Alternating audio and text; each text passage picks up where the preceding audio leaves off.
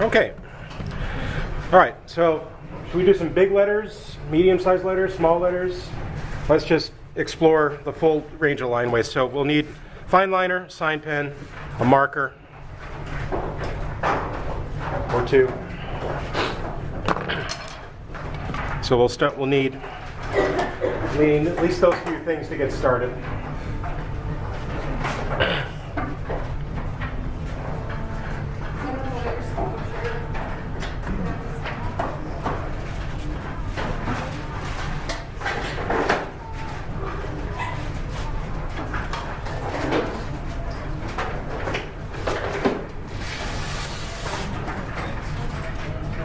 So let's do some big letters. So let's measure, a nice 2-inch letter. Really big for like a board title or something like that.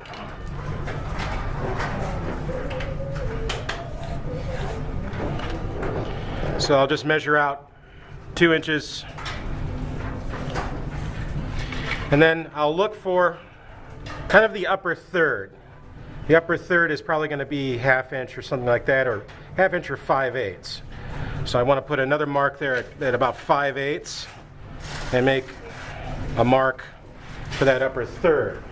When we do lettering, we always do 3 lines. And we typically use the upper third as our guideline for the middle leg of a lot of the letters. So we'll establish a boundary here.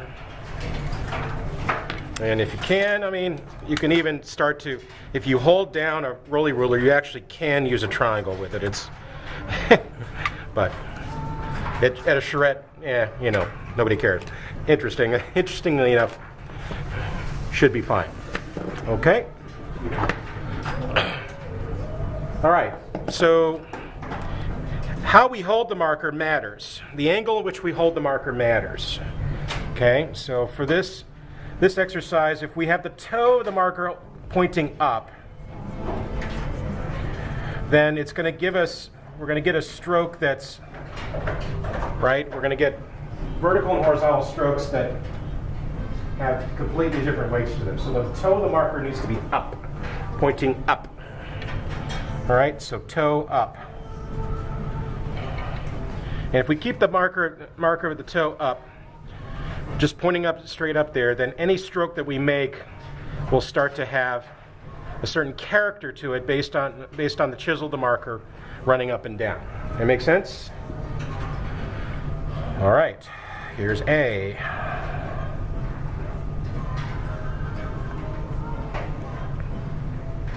There's B. See the roll of that upper third? See the reason why it's there? See why it's there right there?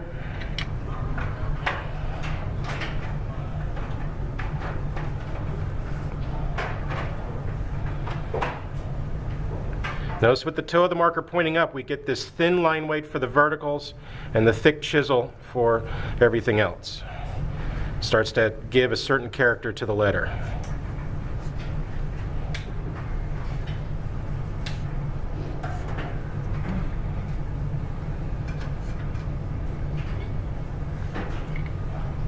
Okay, that's with the toe up. The measurements again, it's 1 inch and this is a 2-inch letter. That middle leg is at 5/8 from the top. When you say toe up, do you mean like this or like that?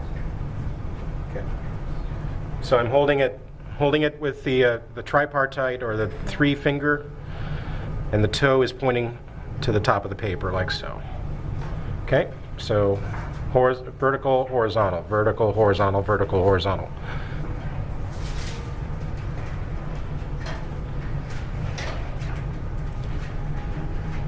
Okay.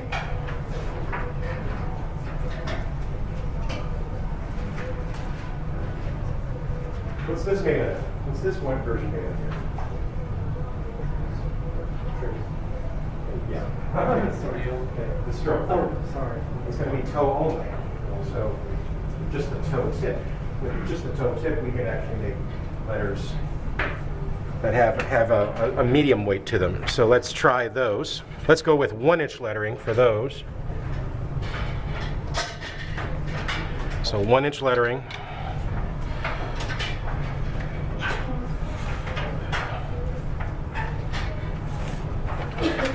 So 1-inch top line to bottom line. Upper third is going to be at about 3/8. There or about.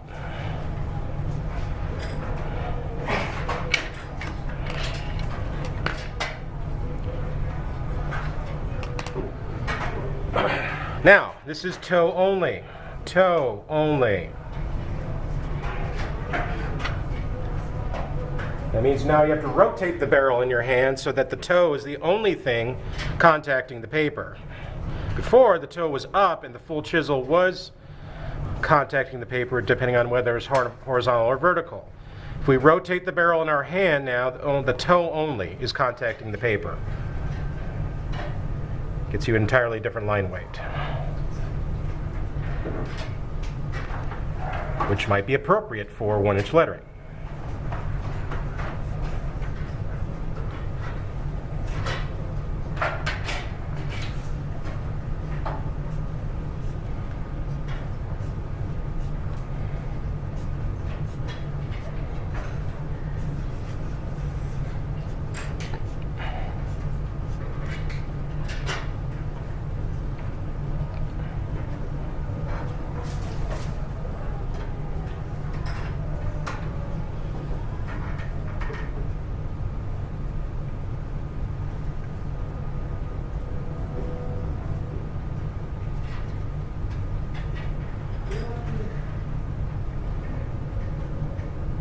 Okay.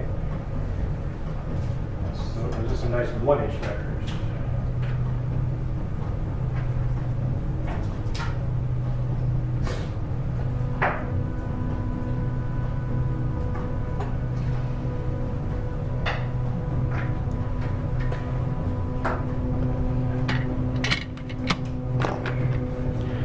Now let's go smaller.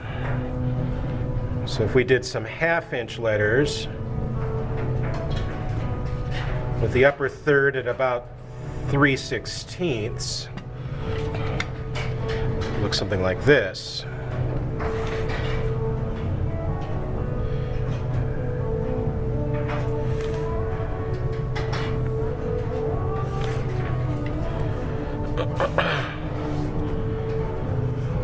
Well, they're smaller, right? So 1/2-inch letter, which pen might be more appropriate for 1/2-inch lettering? Okay, let's do sign pen for that.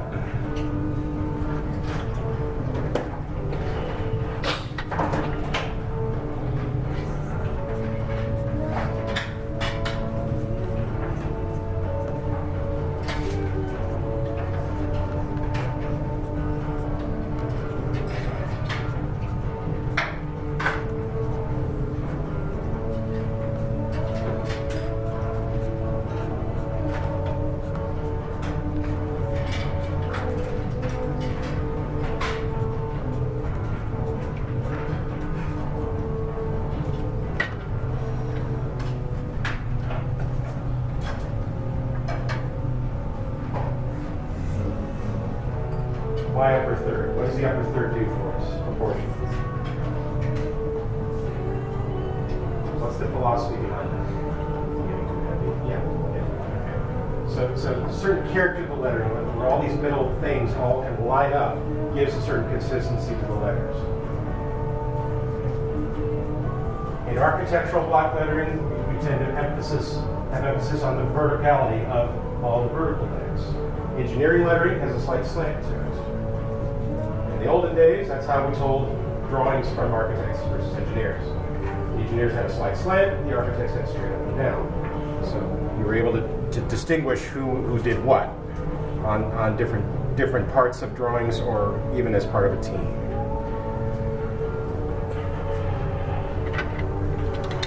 Lowercase. Should we try some lowercase? Let's try 1/2 inch again.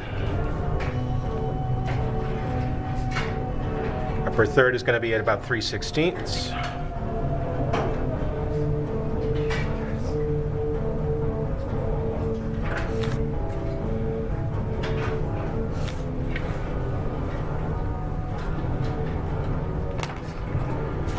Here, that upper third has a role to play in that it's helping to define all of the loops.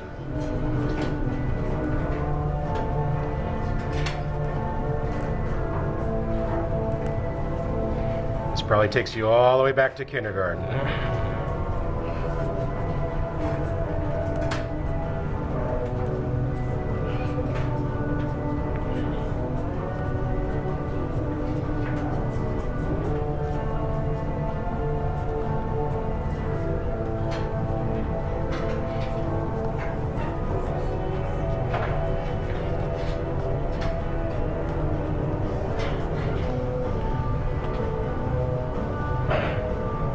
Chain lettered and some of his earlier books entirely in lowercase. Beautiful.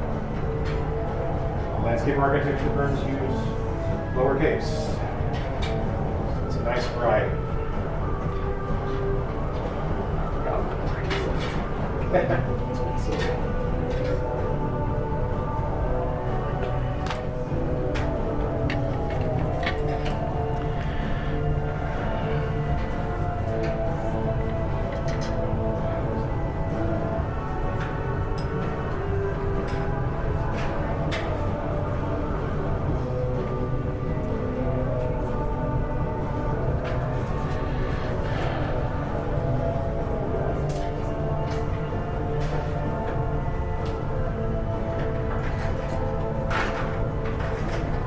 I'll come in with fine liner, just encapsulate these marks,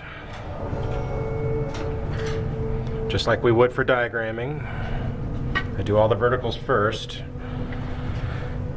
then all the horizontals.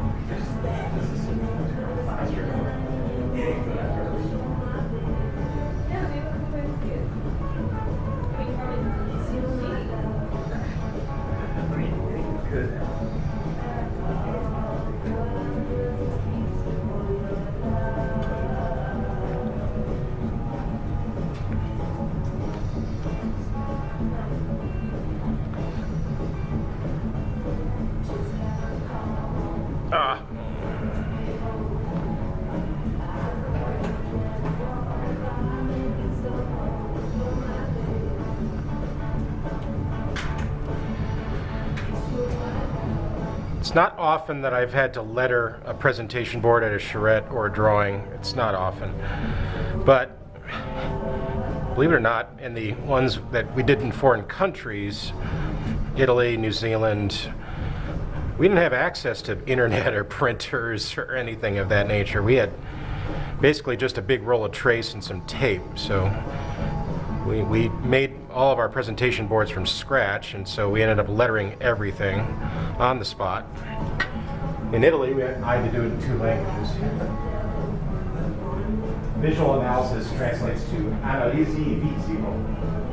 Analisi visivo. Wait, how would you spell that?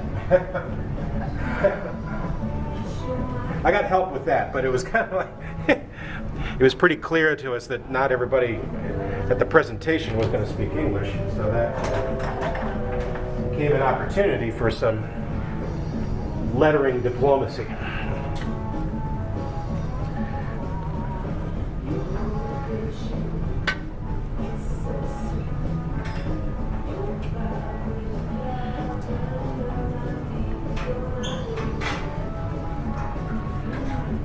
And just a little bit of colored pencil thrown in here. Just warms each one up.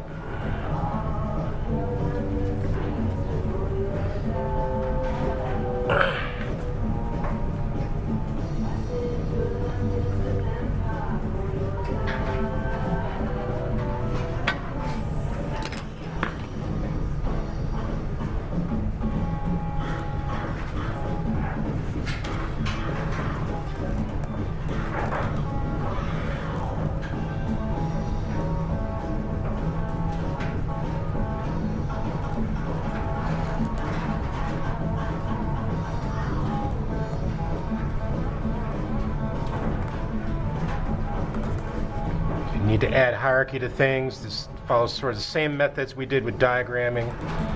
You just add line weight.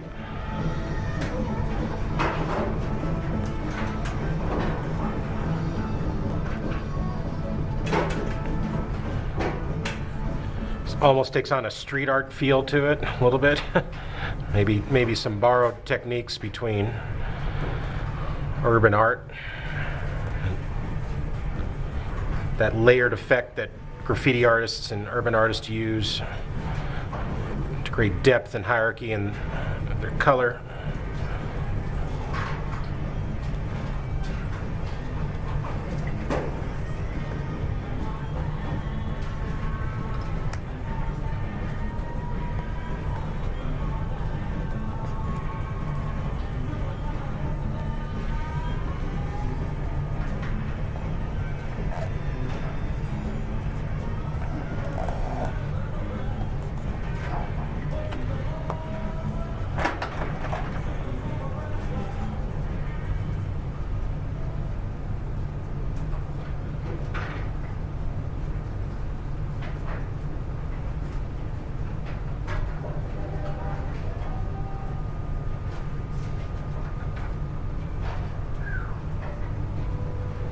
Maybe a contrasting color in the background here. Opposite on the color wheel. Just fire that in. Give a little bit of depth.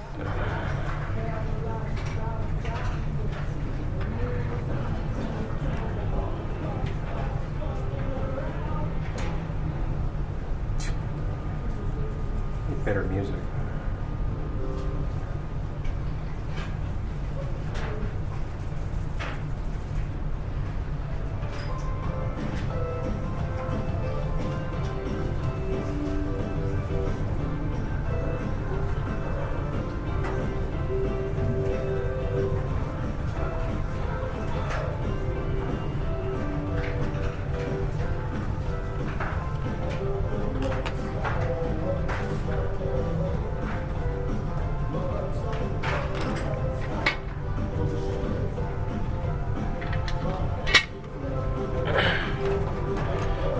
And after you add some hierarchy and some color and some punch, sort of that upper row there.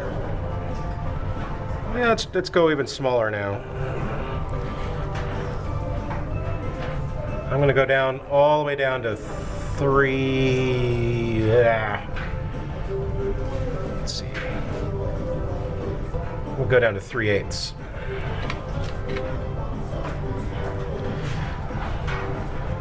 On a charrette drawing that's probably as small as we want to get. 3/8. 3/8 with upper third line at 1/8. We'll use the fine liner for this. This is probably as small as we want to get. It's not going to be readable if it's any smaller from 10 feet.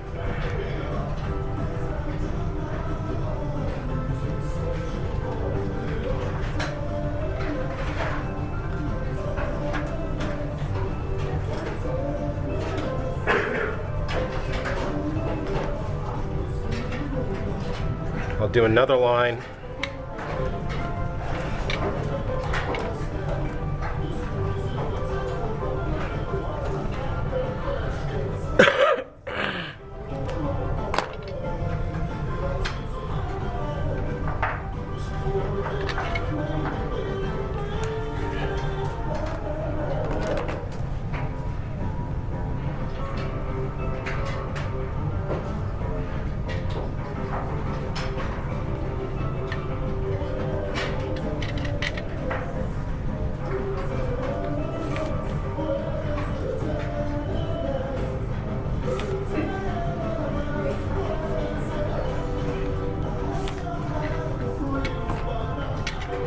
I'll practice both lowercase and uppercase.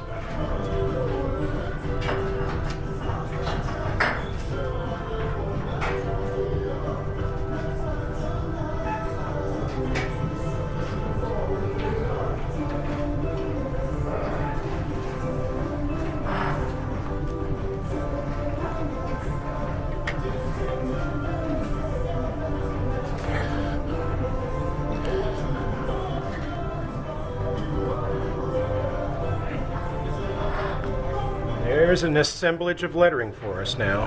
So, from 2-inch block letters, 1-inch letters, half-inch, lowercase, and then finally 3/8.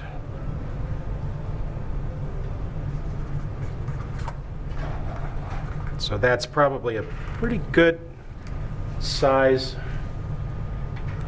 range for a drawing that needs to be read by the public from about 10 feet. So anything smaller than that, they can't read it. We'll test that when we pair.